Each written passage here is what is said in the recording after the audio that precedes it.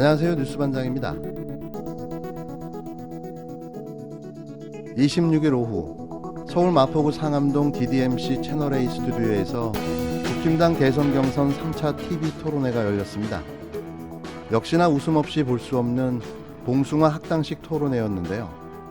많은 국민들에게 큰 웃음을 선사해줬습니다. 이런 자들이 모여서 자기 잘났다고 우격다짐하며 아수라장을 만들어내는 모습이 코미디 쇼를 보는 듯한 착각을 갖게 했는데요. 역시나 그중 단연 최고는 윤석열 후보였습니다. 홍준표 후보의 집중적인 질문 공세에 어버버버 답변을 하지 못하고 또다시 준비 안 된 대선 후보임을 드러내 보여줬는데요. 특히 군 통수권자인 대통령이 알아야 할 기초적인 상식조차 없는 모습에 새삼 또 놀랐습니다. 현역 입대에 군 복무를 한 대한민국 남자라면 기본적으로 알만한 사안들조차 모르고 있던 건데요. 면제자의 특권이자 비애인 걸까요? 주저리 떠들어대기는 했지만 기억에 남는 건 어버버버일 뿐입니다. 작게 5015가 발동이 되면 대통령으로서 제일 먼저 무엇을 해야 됩니까? 글쎄요. 한번 좀 설명해 주시죠. 아니 작게 5015 아시나고 했잖아요. 2017년에는 그 대선 공약으로 최저임금 1만 원, 이번에 최저임금은 권고제로 해서 사실상 폐지하는 식이고, 당을 살렸다겠다는 그런 생각으로 대선에 출마를 했고 준비가 전혀 안 돼 있었어요. 부가세가 복지 증세의 가장 간편한 방법이다라고 이제 말씀을 하시는데, 이걸 병 주고 약 준다라고 할 수가 있는데, 병 주고 약 줄 생각은 전혀 없고요. 이 박근혜 전 대통령에 대한 사면에 대해서는 어떻게 생각하십니까? 이제 이 정도 고생하셨으면 예. 좀 대개 돌아가게 해드려야 되지 않느냐. 그럼 하는 생각을 45년을 살아야 된다고 그러셨는데 네. 지금은 사면해야 된다고 그거는 이제 말씀하십니까? 재판에서 그렇게 하는 것이고요. 윤석열 전 검찰청장은 작게 5015에 대해 제대로 된 답변을 하지 못했습니다.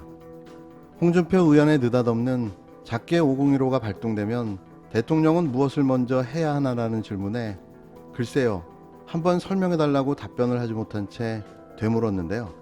그는 작게가 뭔지도 모르는 듯 했습니다. 윤 전 청장은 홍 의원의 작게 5015를 아느냐는 첫 질문에 안다고 답한 이후 추가적인 질문에 답을 하지 못하면서 당황한 모습을 보였는데요. 윤 전 청장은 작게 5015는 남침이나 비상시에 발동되는 저거 아니냐라며 말끝을 흐렸습니다. 그러자 홍 의원은 그게 아니고 작게 5015는 한미연합사령부가 전시 상황에서의 대북 계획이라며 발동이 되면 대통령이 무엇을 해야 하는지 굉장히 중요한 문제라고 지적했는데요. 윤 전 청장은 이에 제가 대통령이라면 미국 대통령과 먼저 통화하겠다고 답했습니다.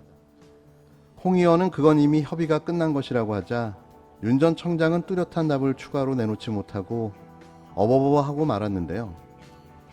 작게 5015는 북한 핵무기 사용 징후 포착 시 선제 타격, 북한 급변 사태 상황 시 한미연합군 투입 등이 핵심인 작전 계획을 말합니다.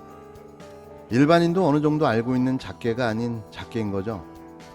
이 일반 상식 수준의 군사작전 계획도 모르고 있는 건데요. 이런 자가 무슨 대한민국을 지키겠다고 하는지 모르겠습니다. 국민의힘 덕에 기회 얻은 민간 업체에서 뇌물 받아가지고 챙긴 게 바로 국민의힘이다. 이게 팩트입니다. 아들이 받은 퇴직금 50억 원이 우회 투자에 대한 대가인지 아니면 정치적으로 뒷배를 봐주고 대가를 받은 것인지 곽상도 의원은 직접 밝혀야 할 것입니다. 화천대유는 누구 겁니까? 다스는 누구 겁니까에 이은 눈먼 돈 주인 찾아주는 질문이 다시 시작됐습니다. 화천대유는 진짜 누구 거일까요? 대체 누구 것이길래 파면 팔수록 드러나는 국힘당 국회의원들과 그의 관계인들에게 수십억 원의 돈을 묻지도 따지지도 않고 줬을까요? 현재 드러난 액수의 최소 단위는 세후 50억 원. 그렇다면 적어도 관련자들이 받아간 돈은 인당 100억 원이 넘는다는 예상이 가능한데요. 뭘 했다고 일반인이 평생 모아도 모을 수 없는 돈을 지급할 수 있었을까요? 국힘당 관계인들이 함구하고 있지만 이렇게 살포하듯 뿌려진 돈의 규모는 상상을 초월하는 단위인 듯 싶은데요. 하기사 대장동 개발로 벌어들인 수익이 조 단위를 넘는 사업임을 감안할 때 충분히 예측 가능한 수치라고 생각됩니다. 이렇게 모든 의혹과 정황이 국힘당을 향해 가고 있는데요. 쉽게 말해 이들은 역대급 자살골을 넣고 만 거죠.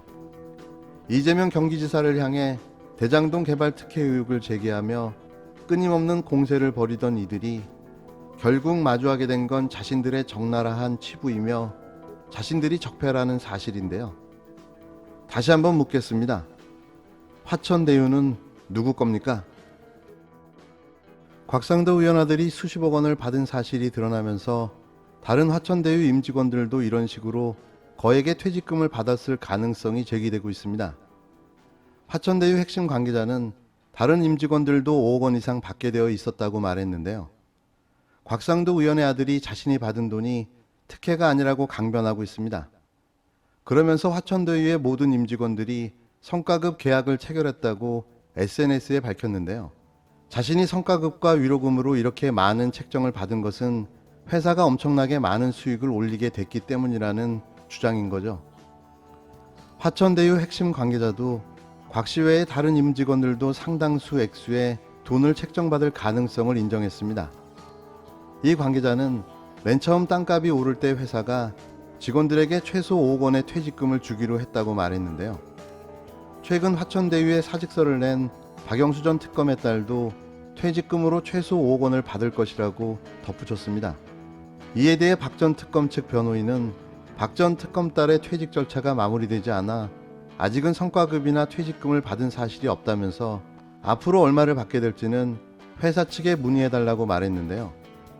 화천대유가 유력 인사의 자제 등을 임직원으로 고용해 거액의 퇴직금을 준 배경에 대한 의혹이 커지자 화천대유는 26일 입장문을 내고 부동산 개발회사의 경우 개발 사업이 성공했을 때 고액의 성과급 지급에 따른 임금 보상 체계를 운영하는 게 일반적이라고 주장했습니다.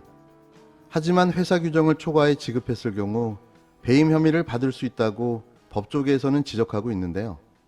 아무리 회사가 초과 수익을 발생했다고 해도 일개 31살의 대리에게 퇴직금과 성과급으로 50억을 지급한 사례는 단군 이래 화천대유가 처음일 듯한데요. 왜 그토록 많은 돈을 줘야 했을까요? 곽병채의 아버지가 곽상도가 아니었다고 해도 그 돈을 지급해 줬을까요? 국힘당 곽상도 의원의 아들 곽병채 씨가 화천대유 자산관리, 약칭 화천대유로부터 50억 원을 받은 사실을 최초 보도한 CBS 노컷뉴스가 추가로 단독 보도를 내놨습니다. 26일 CBS 노컷뉴스는 국힘당 김기현 원내대표는 추석 연휴 전인 약 2주 전쯤 곽 의원의 아들 병채 씨가 화천대유로부터 50억 원을 받았다는 사실을 당내 소식통을 통해 전해받은 것으로 확인됐다고 보도했는데요. 김 원내대표 등 당 핵심 관계자가 사안을 미리 파악하고 있던 만큼 당 차원에서 적절한 조치를 취했어야 했다는 지적이 나옵니다. 걸리면 해명하고 의원직 사퇴하면 되고 안 걸리면 뭉기고 대충 넘어갈 심산이었던 거죠. 사전에 알면서 숨긴 겁니다. 아니, 은폐하려 했던 거죠. 역시 국힘당스러운데요. 완전히 판이 뒤집혔습니다. 이재명 의혹 프레임을 만들어 그렇게 공격을 해대더니만 결국 대장동 개발 의혹의 중심엔 국힘당이 있었던 거죠. 화천대유는 박근혜 정권의 실세들과 진짜 부동산 기득권 세력이 국민의힘 소속 정치인들의 꿀단지였다는 말이 제기되고 있습니다. 곽상도 의원의 아들은 정말 아무래도 의혹이 큰 것 같습니다. 화천대유에서 월급 300만 원의 대리로 6년 일했던 곽상도 의원의 아들이 올해 경찰 수사가 시작되자 사표를 내고 퇴직금으로 받은 돈이 50억 원이라고 합니다. 연봉 100억을 받는 대기업 CEO의 퇴직금입니다. 1990년생 31살의 청년한테 화천대유가 50억을 준다는 게 정말 억장이 무너진 일이 아니겠습니까? 2013년 곽상도 의원은 박근혜 정부의 민정수석이었고 화천대유는 대장동 개발을 준비하던 시기였습니다. 2015년 곽상도 의원은 대한법률구조공단의 이사장이었고 그때 아들이 화천대유에 취업했습니다. 이러한 과정을 거쳐 부동산 기득권 본색을 숨기지 않았던 국민의힘 소속 정치인과 박근혜 정부 인사들이 속속 화천대유로 집결한 것입니다. 화천대유가 곽상도 의원에게 아들에게 퇴직금 50억을 준 것은 어떻게 그게 대가성이 아니라고 말할 수가 있겠습니까? 이것은 그 개인의 노력에 따른 퇴직금이라고 한다면 지금 1990년대생 대한민국 청년들의 가슴이 무너질 것입니다. 대장동 개발 사업 논란은 윤석열 고발 사주 사건과처럼 시즌2를 시작하게 되었습니다. 신속한 수사가 필요합니다. 대통령 아들에게는 거의 스토커처럼 채용과 공공사업 참여, 심지어는 사는 것까지 낭설을 퍼뜨리고 공격하던 곽상도 의원이 자기 아들 50억은 문제없다며 남 탓을 하고 있으니 기가 막힐 일입니다. 곽상도 의원이 자기 아들 50억 원을 퇴직금으로 가져갈 수 있는 구조를 만든 이재명 지사의 잘못이라고 변명을 했다 그럽니다. 도둑이 남의 집 담장이 낮아서 도둑질을 할 수밖에 없었다는 해기망측한 변명이요. 은행 강도가 은행을 털면서 은행 금고를 만든 사람이 잘못이라고 책임을 떠넘기는 견강부회가 아닐 수 없습니다. 이 신속한 수사를 통해 이 실체를 밝혀내야 될 것입니다.